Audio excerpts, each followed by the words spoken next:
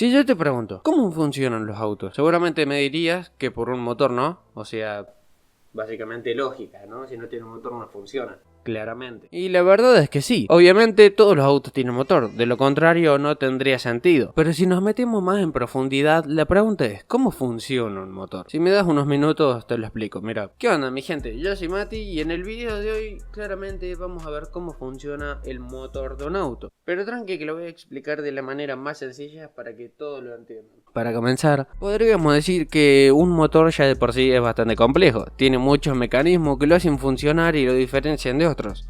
En primer lugar, podríamos empezar por el bloque, y es que un motor tiene varias partes que al juntarse le dan esa forma de motor, si se le puede llamar así. Como base, tenemos el bloque del motor. Si esta parte se rompe, el motor se rompe por completo, ya que dentro de ese bloque tenemos unos cilindros donde se le da la combustión. O sea, una explosión que hace que el motor empiece a funcionar. Pero el bloque no tiene una única función, como lo es la de participar en esa combustión. O sea, el bloque no tiene el único trabajo de decir, ok, yo soy un bloque. Gracias al bloque hay otras partes que también se mantienen firmes, como lo son los pistones que están dentro del bloque y varias cositas más. La función de los pistones es la de moverse linealmente, o sea para arriba y para abajo una y otra vez. Esto con el fin de que cuando baje, las válvulas, que ya se las voy a explicar, dejen entrar aire y combustible. Entonces el pistón al subir comprime la mezcla que genera una explosión y empuja el pistón hacia abajo, generando así una energía. Pero bueno, primero expliquemos un par de conceptos que quedaron en el medio. ¿Te acordás de las válvulas que te mencioné? ¿Qué son? ¿Dónde van? ¿Cómo funcionan? Bueno, mira, esto que ves acá es una válvula y se encuentra arriba del pistón. Como verás, en la punta tiene una forma de tapa. Y si me das unos segundos, te explico la razón. Como dato no menor, podemos agregar que también se mueve para arriba y para abajo, como el pistón. Y gracias a esa tapa permite o bloquea el acceso de combustible y aire al bloque de pistón. Normalmente está subida, es decir, cuando está arriba está cerrada y cuando baja se abre, dejando así entrar el aire y el combustible. Ya sabemos que los pistones están en el bloque de pistón, ya sabemos que son las válvulas, pero ¿en qué parte van las válvulas? Bueno, déjame decirte que las válvulas van nada más y nada menos que en esto que ves acá. Seguramente este es tipo... ¿Qué se supone que es esa mierda? Bueno, déjame decirte que básicamente esto que ves acá es la culata. Aunque se le puede conocer con otros nombres, como lo son la tapa de bloque, tapa de motor, tapa de cilindro... No sé cómo lo conozcas vos o en tu país. Lo más importante es que ahí se encuentran las válvulas. Y para sorpresa de nadie, esa parte también es esencial el motor. O sea, acá en este tema todos los componentes que tenga un motor son esenciales, ya que son únicos. O sea, tienen una sola cosa. Chau chicos. La función de la culata o tapa de cilindros es la de sellar de forma hermética, o sea, sin dejar escapar nada. Mientras que se genera esa combustión que te mencioné antes, o sea, la explosión, vamos a hablar un poco más en español, ¿no? Es como si metiéramos nafta y aire en una botella y lo cerramos con una tapa de forma hermética y boom, se genera una explosión en el interior de la botella. Este es un ejemplo ficticio, ¿no? Porque en la realidad sabemos que si metemos agua y, bueno, aire y nafta en una botella y lo tapamos no va a pasar nada, o sea... ¡Piensa, Mark! Aunque acá tenemos que hacer un parate para explicar un detalle no menor, y es que la tapa de cilindros no solo es importante por ser justamente una tapa, sino que más bien influye en otros mecanismos como lo son el árbol de levas. Esto que ves acá es un árbol de levas, y es el responsable del control y movimiento de las válvulas. Como podrás ver, tiene varias partes que no tienen forma de círculo, sino más bien algo parecido a óvalos.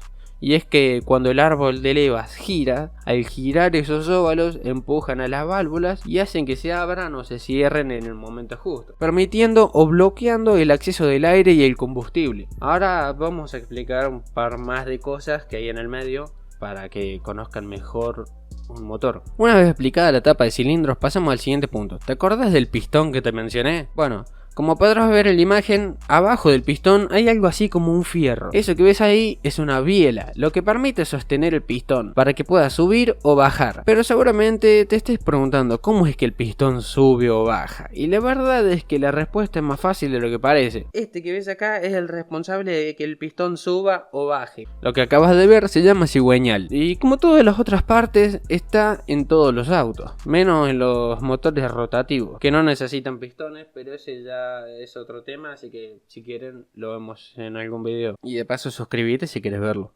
Volviendo a lo nuestro, podríamos decir que el cigüeñal es el que le da la magia al pistón para que suba o baje. Con respecto a este tema debo hacer una aclaración, y es que no todos los motores tienen los pistones que suben y bajan. Hay motores que tienen los pistones que hacen este movimiento así. A esos motores se les llama motores boxer y son mucho más complejos. Dependiendo cómo le vaya a este video, puede que le haga un video a ese motor. Así que déjate un like si querés verlo. Siguiendo con nuestro tema, pasamos al volante del cigüeñal o disco de cigüeñal, también conocido como volante de inercia. No sé cómo lo conozcan ustedes, déjenmelo en los comentarios. En fin, este disco está conectado al disco de embrague. Sí, lo googleé y literalmente se pronuncia así, embrague, no sé cómo mierda le quieras decir el clutch, vamos a decirlo así, ¿no? Pedal que pisas cuando vas a poner la marcha, bueno, ese mismo. O sea, ese pedal tiene un disco y este disco está conectado a ese disco, para que vos puedas poner las marchas y el auto se empiece a mover. ¿Se entiende, no? Una vez llegada a esta parte del video ya se necesita un poco más de atención, ya que las cosas se pueden poner un poco más técnicas. Como ya te había mencionado anteriormente, este es el disco de inercia y tiene dos trabajos. Una, ayudar a encender el motor, y la segunda, mantener el movimiento del cigüeñal, que era este de acá, el que ya te había explicado antes. Tiene el trabajo de mantener el movimiento del cigüeñal constante mientras que el motor está en marcha, o sea, se encarga de moverlo, pero también de controlar que ese movimiento sea igual durante todo el tiempo que el motor esté funcionando. Ya explicamos cómo funciona el bloque de cilindros, la tapa de cilindros, el árbol de leva, las bielas y el cigüeñal, pero ¿todas estas piezas no se calientan mientras trabajan? Sí. Y por eso se necesita la refrigeración y lubricación. El encargado de la lubricación... Por otro lado está el sistema de refrigeración. En este sistema muchas veces se suele usar agua, aunque se ve más en autos viejos. En algunos modelos a partir de los 2000 o por ahí se suele ver un líquido refrigerante. Esto con el fin de encontrar pérdidas, ya que si el recipiente de agua del motor perdía, las gotas que cayeran se iban a evaporar por las temperaturas de las otras partes del motor y no dejaban rastros. Entonces capaz que un día vos la abrías y te encontrás con que el recipiente de agua del motor estaba seco y decías, ¿qué carajo? En cambio, el líquido de refrigeración es otra historia. Si llegaba a perder y cayó una gota, al evaporarse dejaba una mancha de color, del mismo color del líquido refrigerante.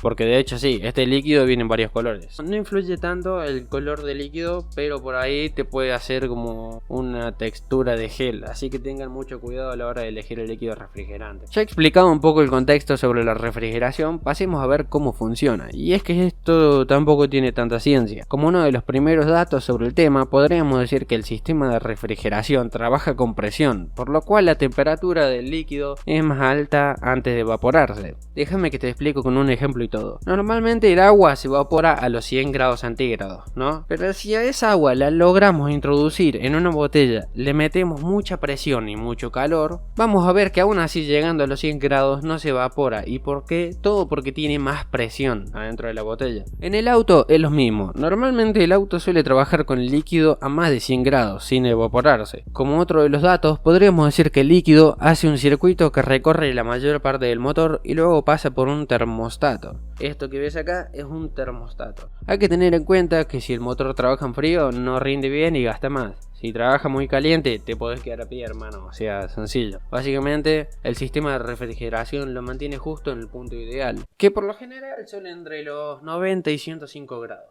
Si estás en esa temperatura, estás ok. Y creo que hasta acá básicamente el video de hoy. Y si tenés alguna duda o querés que hable de algún tema específico, déjamelo en los comentarios, que la verdad que me gustaría mucho, básicamente para interactuar más con mi público. Si te gusta el contenido de autos, recuerda que podés suscribirte porque subo un video todas las semanas. Si te gustó el video, déjame un like, nos vemos en la próxima.